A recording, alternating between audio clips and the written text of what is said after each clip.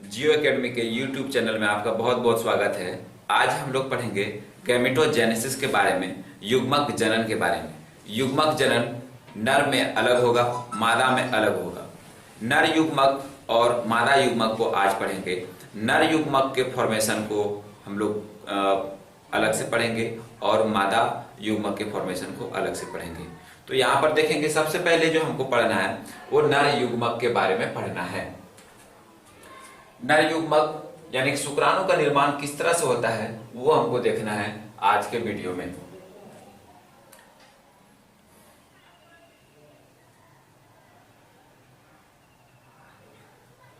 यहां पर देखेंगे कि विरसन के अंदर चेंबर होते हैं। विरसन पिंडकीय चेंबर जो होते हैं उसके अंदर जो छोटी छोटी एकदम बारीक जैसी जो कोशिका पाई जाती है, ये भेन जो पाया जाता है, तो उसके बीच में जो जगह बच जाता है उसको बोलते हैं लीडिंग कोशिका। और जो भेन के अंदर जो हमारा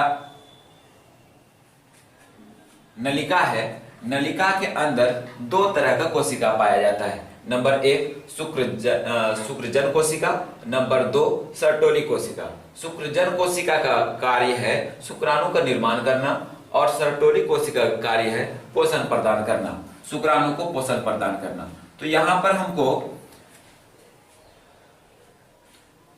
शुक्रजनन कोशिका के बारे में जानना है। ये शुक्रजनन कोशिका जो होता है जम के टर्म में रहता है और ये समसूत्री विभाजन कर करके समसूत्री विभाजन होता है इसका।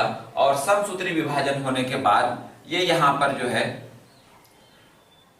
स्पर्मेटोगोनिया का निर्माण करता है, स्पर्मेटोगोनिया। और ये थोड़ा सा चेंज होकर के, हम लोग जानते हैं कि कोशिका जब विभाजित होकर के थोड़ा बहुत चेंजिंग वो डिफ्रेंशिएट होता है और वो परिवर्तित होकर के थोड़ा बहुत ज्यादा परिवर्तित नहीं होता है और ज्यादा शक्तिशाली कोशिका वो नहीं होता है। तो थोड़ा सा ये चेंज हुआ और चेंज होने के बाद समसूत्री विभाजन होने के बाद प्रथम शुक्रजन कोशिका का निर्माण किया।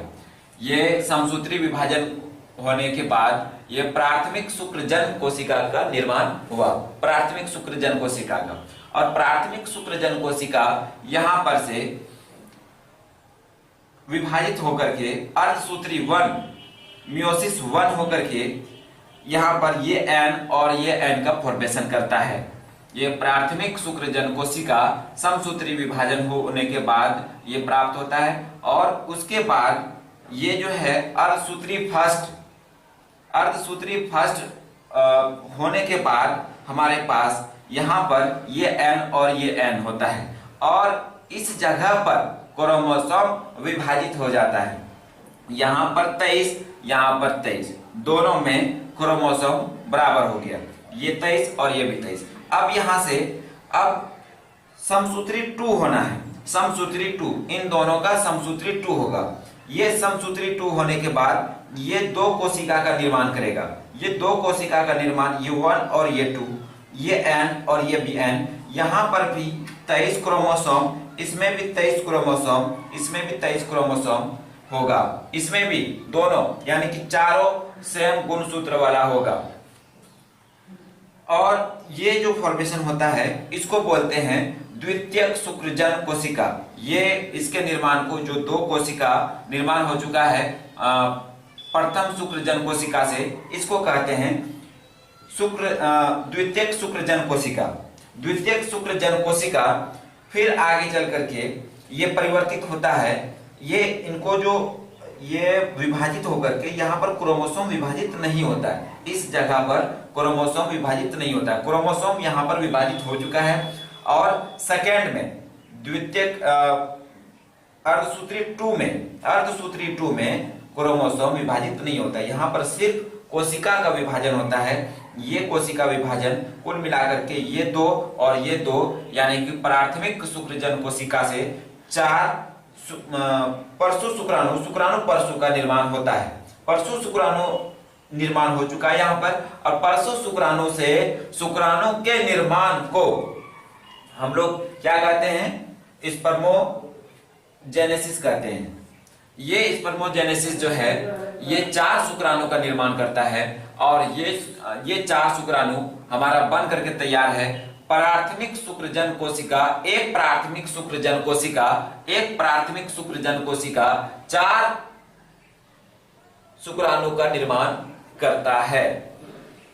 उसके बाद हम लोग देखेंगे कि 4 शुक्राणु का निर्माण तो हो चुका है, अब इसको कंट्रोल कौन करता है, अब ये किस तरह से काम करता है, हम लोग हार्मोनल कंट्रोल के बारे में समझेंगे, जिस तरह से हमारा कंट्रोल होता है। यहां पर देखेंगे कि हाइपोथैलेमस जो है, हाइपोथैलेमस ये रिलीजिंग हार्मोन को ऑर्डर करता है, रिलीजिंग हार्मोन ये तैयार करता है, ये रिलीजिंग हार्मोन जनरेट करता है और ये रिलीजिंग हार्मोन ये अग्र पिट्यूटरी ग्रंथि पर ये स्रावित होता है और इनको ये आदेश करता है, ये कहता है कि आप दो हार्मोन को जनरेट कीजिए। यहाँ पर 2 हार्मोन में से एक हार्मोन, एक FSH है और दूसरा LH है। अब यहाँ पर LH हार्मोन जो है, LH हार्मोन लीडिंग कोशिका पर कार्य करता है। लीडिंग कोशिका किसे कहते हैं? जो विरसन में शुक्रजन कोशिका के बाद जो जगह बच जाता है उस चैम्बर में, विरसनीय पिंडक के अंदर जो शुक्रजन नलिका के बाद जो जगह बच जाता है वहां पर होता है लीडिंग कोशिका। और लीडिंग कोशिका जो है ये लीडिंग कोशिका पर LH हार्मोन एक्टिव होता है, कार्य करता है और वो स्रावित करता है, वो जनरेट करता है एंड्रोजन हार्मोन, एंड्रोजन या टेस्टोस्टेरोन। और टेस्टोस्टेरोन का मुख्य कार्य है हमारा जो है शुक्राणु का निर्माण करना। और दूसरा कार्य है, दूसरा क्या है, इसका बहुत सारा कार्य जहां देखें हमारे शरीर के अंदर, हमारा जो चेस्ट है, चेस्ट का चौड़ा होना, कंधे का चौड़ा होना, हमारा स्किन है, दाढ़ी है, मूंछ है और क्या कहें आवाज है, ये सब सारा कंट्रोल ये टेस्टोस्टेरोन करता है। उसके बाद हम दूसरे हार्मोन पे आते हैं FSH पे, तो ये सर्टोली कोशिका पर काम करता है। ये सर्टोली कोशिका जो है ये जो शुक्र जनन नलिका है उसके अंदर ये सर्टोली कोशिका होते हैं जो कि शुक्राणु को पोषण प्रदान करता है। ये उसी में होता है, जैसे कि मान लेते हैं कि ये नलिका है और ये सर्टोली कोशिका है, ये सब सर्टोली कोशिका है और ये वाला जो लंबा वाला है वो ये शुक्रजन कोशिका है और ये दूसरा जो है ये वाला, दूसरा वाला, ये बड़ा वाला, इसी के अंदर, इस नलिका के अंदर ये शुक्राणु जब निर्माण होकर के आ जाता है तो ये इसमें धस जाता है, धस करके या इसमें फंस जाता है, ये पोषण प्रदान करता है। कौन? सर्टोली कोशिका शुक्राणु को पोषण प्रदान करता है। और सर्टोली कोशिका पोषण प्रदान करने के साथ साथ ये उत्तेजित करता है स्पर्म को बनने के लिए, तेजी से स्पर्म को बनने के लिए, यानी कि परशु शुक्राणु से शुक्राणु को कन्वर्ट करता है ये सर्टोली कोशिका। ये FSH हार्मोन जो है परशु शुक्राणु से शुक्राणु का जो फॉर्मेशन होता है, यहाँ पर शुक्राणु ये गोल, अभी इसका शारीरिक रूप से बनावट नहीं हुआ है परशु शुक्राणु, और शुक्राणु इस तरह से होगा। परशु शुक्राणु से शुक्राणु बनने में जो सहायता करता है, जो हार्मोन काम करता है वो FSH है। ये यहाँ तक देख पाए हम कि FSH और LH का काम क्या है। LH को याद रखेंगे, LH को लीडिंग हार्मोन, L से L और ये L, ये दोनों L। यहाँ पर फिर से हम लोग देखेंगे कि ये जो शुक्राणु है, शुक्राणु में कौन कौन सा भाग होता है, कार्य क्या है, तो देखेंगे सबसे पहले शुक्राणु ये हमारा बनकर के तैयार है। शुक्राणु बनने के बाद सबसे पहला भाग जो है हमारा हेड के ऊपर वाला जो है एक्रोसोम में जो होता है वो एंजाइम पाया जाता है जो कि अंडाणु निषेचन के क्रिया के समय अंडाणु का जो एक परत होता है जिसको जोना पेलोसुडा बोलते हैं, उसको वो भेदता है, वो छेद करने में मदद करता है, वो आगे बढ़ने में मदद करता है। ये मान लीजिए कि अंडाणु है और ये जोना पेलोसुडा है और एंजाइम ये जब आता है इसके आसपास तो ये ब्रेक करने के लिए ये एंजाइम सर्विस करता है, जिसके कारण ये ब्रेक हो जाता है। ब्रेक होने के बाद फिर ये अंदर आकर के ये N और N मिलकर के 2N का निर्माण हो जाता है।